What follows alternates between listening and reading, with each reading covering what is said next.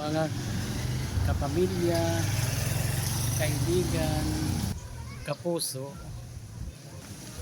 Ang piso, pag naipon yun, malaking tulong para sa sakit sa ating puso.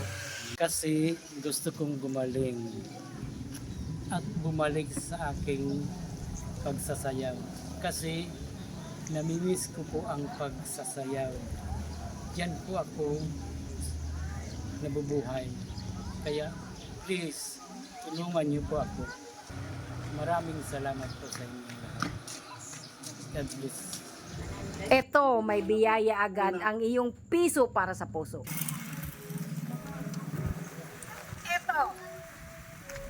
Ito ang hinahanap natin.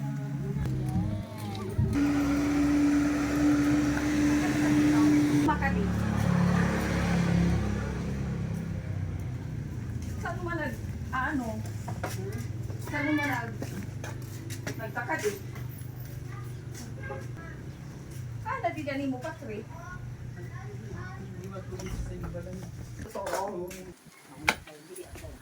Dati, istorya kita, tapos in-upload ko, ano mo video, di ba, nanawagan ka sa mga kakilala. At yan na, gusto ko malaman kung may mga bawal ka na pagkaon.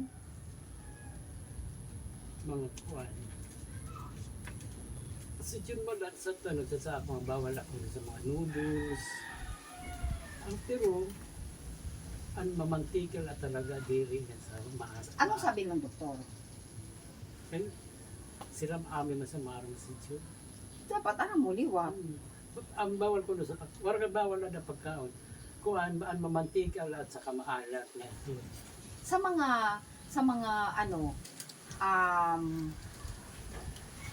canned goods, sardinas, kaninorte, mga ganyan. Oo. Bawal ito? Diri. Di man. Pagbilaan nila pagkitak sardinas, sura-sura, palitan na sa'yo. Tapos, nanuman kuan, kung mga terimplahon, kapi, gatas, Milo, mga ganyan ba? Nagtitimpla kasi ton. Waray bawal, kay tingali. Ang 3 in 1 din siya. Oo. Gatas lang. Gatas kala. Naman mo gatas. Bird spray. Tapos, Yan ay bird brand, no? pero nagagatas ka. Ang madalas ko talaga, anong bunay nga si kamatis. Sa aga, pamahaw, nanuman ang kakaon mo. Luto. Tapos, Kung may surak ka nila na sobra, pag iyaw nagsura sa alas 12, hindi ko naubos. Sasaling ko itong para sa aga.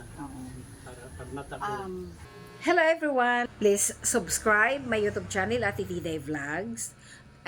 Like and share, and please don't forget to hit the notification bell para parati kayong updated sa aking vlogs.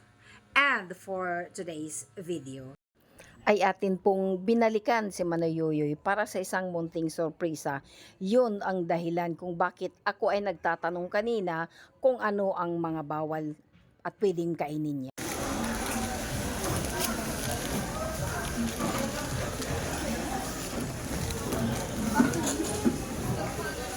Calling the attention of the company Subonos Boy, a President Paula, may ganyan si Pastor. Diday vlog, no? Oo, Ate Diday Vlogs.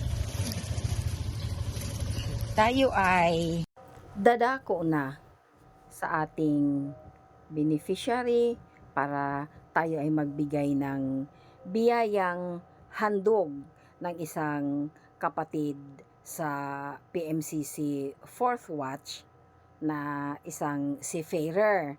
Maraming salamat sa anonymous sponsor na nagtiwala sa aking munting channel. Pagpalain po kayo ng Panginoon sa inyong kabutihang loob sa pagtulong sa isang kapatid na nangangailang. Dito na tayo, at dito ay binibigyan natin ng instruction ang ating driver na si Giselle na nagmagandang loob para kami ay tulungan sa aming munting sorpresa. Siya ang magdadala at maghahatid ng biyaya kay Manoyoyoy. Ano si Yoyoy? Kanagda ha. Uy, mga artista. Ayan. Akala ko ikay nawawala. At nakapadlak ang iyong house. Di ba?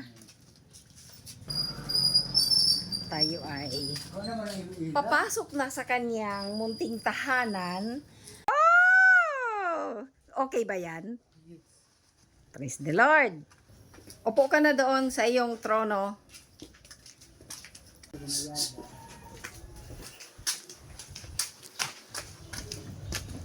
Noy, ipapasok na ang biyaya. Ayaw pag-video ba?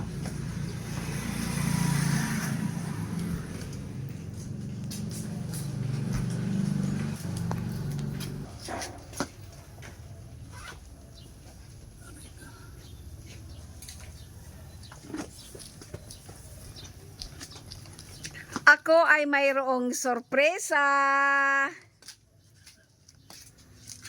para sa'yo.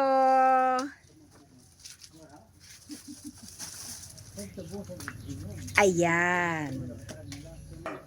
Ayan. From anonymous sponsor. Ang iyong biyaya. Oh.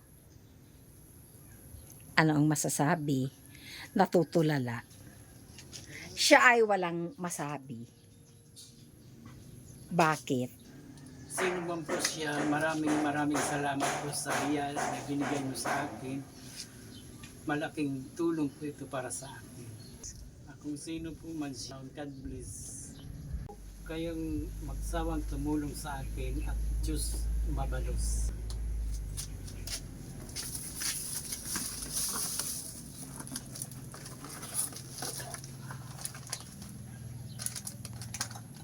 Kumusta?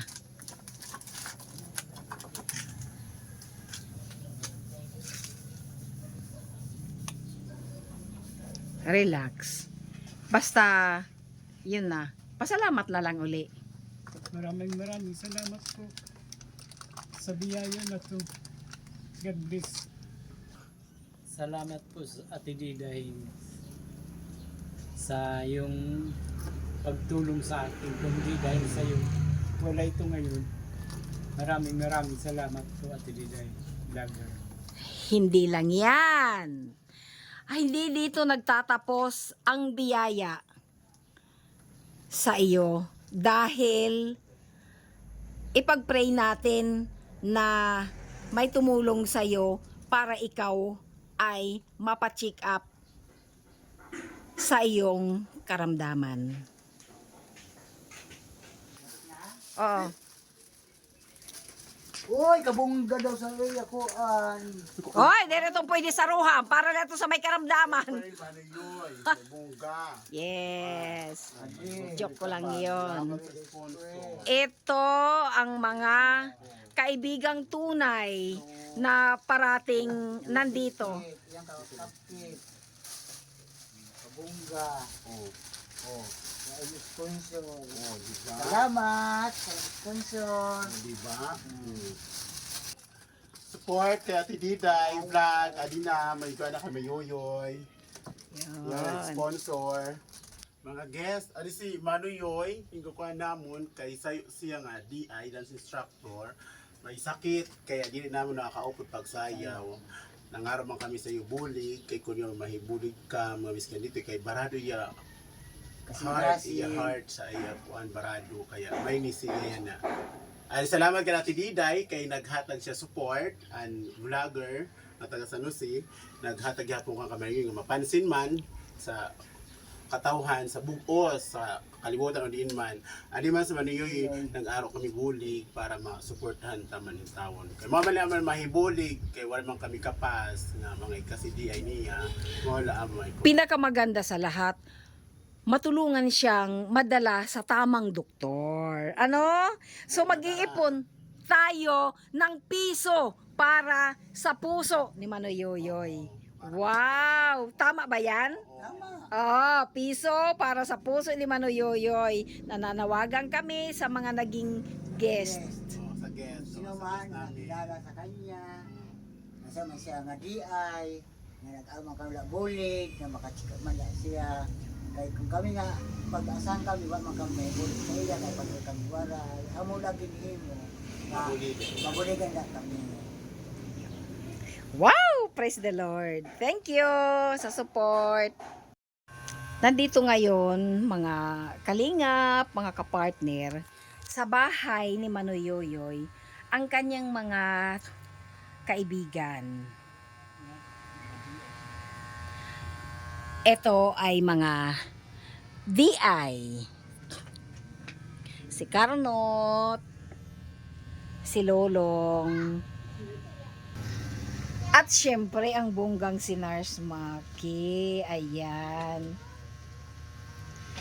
Pero marunong din yan, nagdi-DI din yan. Yung ano lang, DI na, kumbaga, hindi naman ano, kasi syempre nurse yan.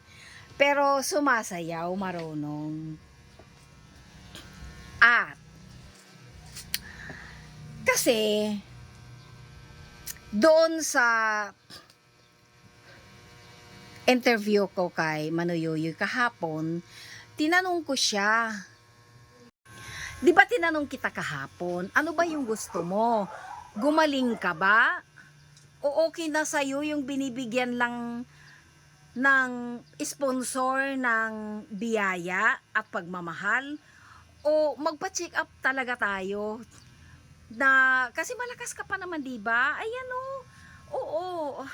Iba na. Kasi may nararamdaman ka na, hindi ka na masyado makakilos, naninikip na yung dibdib mo, pag naglalakad ka, madali ka nang mapagod, dahil nga barado daw ang puso mo.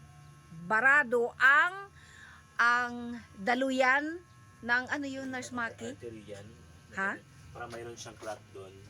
Parang siguro may kinanaman sa tunog to.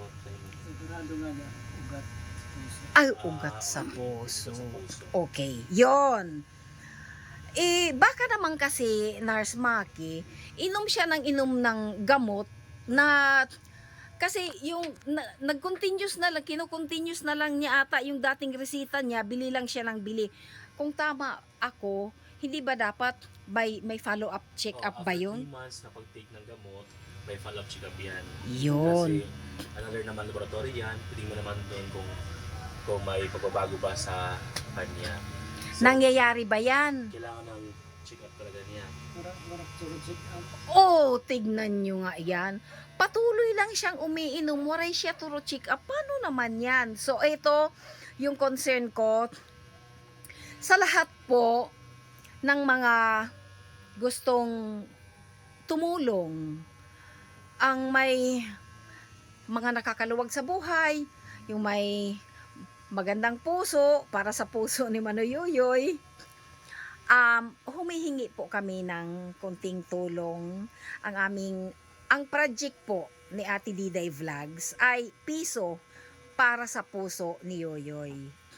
At alam nyo yung masayang balita dyan, dahil itong kanyang mga kaibigan ay willing naman silang tulungan ako. Lalo na yung sabi ko, halimbawa kung magpa-check up ba, kung magpa-check up ka, hindi ko naman ata kaya na tayong dalawa lang. So, ikaw, Sama. ayun, sasama siya. At ikaw, sasamahan. Sus, yun, sasamahan mo din kami. Ito ang pinakamaganda sa lahat. Si Nurse Maki ay siya yung Kukuha ng appointment slot sa kanya sa cardiologist dito sa atin sa Northern Samar. Kasi once a month lang may check-up dito sa atin. Yon. Kaya, pag may slot na siya,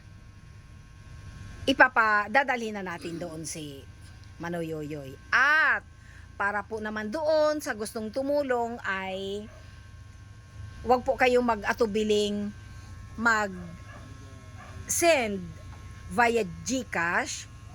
Ilalagay ko po sa baba ang GCash ni Ate Diday Vlogs at malalaman nyo naman po yan lahat at yan ay recorded. At dahil dyan, maraming salamat and God bless everyone.